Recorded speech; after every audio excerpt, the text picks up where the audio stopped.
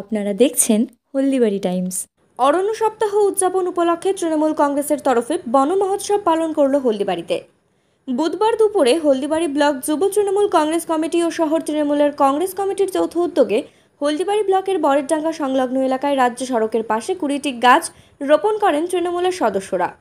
এই দিনের কর্মসূচিতে উপস্থিত ছিলেন কোচবিহার জেলা তৃণমূল কংগ্রেসের সাধারণ সম্পাদিকা অঙ্কিতা অধিকারী, হলদিবাড়ি ব্লক যুব সভাপতি প্রশান্ত কুমার রায়ের, শহর কমিটির সভাপতি প্রদীপ সিনহা, জেলার যুব সহ সম্পাদক বাপি সেন সহ অন্যান্যরা।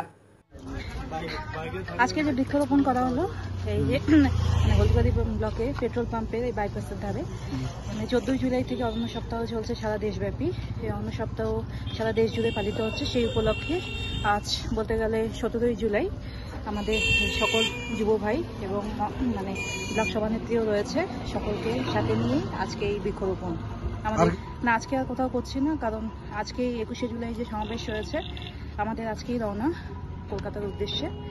সকলকে এটাই বলা যে সবাই কলকাতায় আসুন, শহীদ সমাবেশে যোগদান করুন এবং মমতা ব্যানার্জির হাতকে শক্ত করে।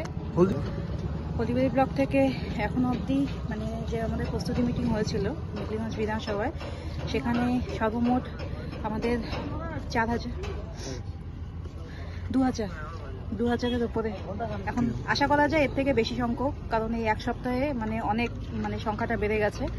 আশা রাখছি এখানে ছাত্রদেরকে এই সমাবেশে সে কারণে আমরা যোগদান করার অনুমতি এই কারণে দেওয়া হয়নি, কারণ 28শে আগস্ট তৃণমূল ছাত্র পরিষদ প্রতিষ্ঠা দিবস রয়েছে এবং যুব ভাইরা রয়েছে, মাদার কমিটি, মহিলারা রয়েছে, অন্যান্য শাখা সংগঠন সর্বস্তরের সকল সৈনিকরাই, তৃণমূল সৈনিকরাই এই সমাবেশে উপস্থিত থাকবেন এই আশাই রাখছি।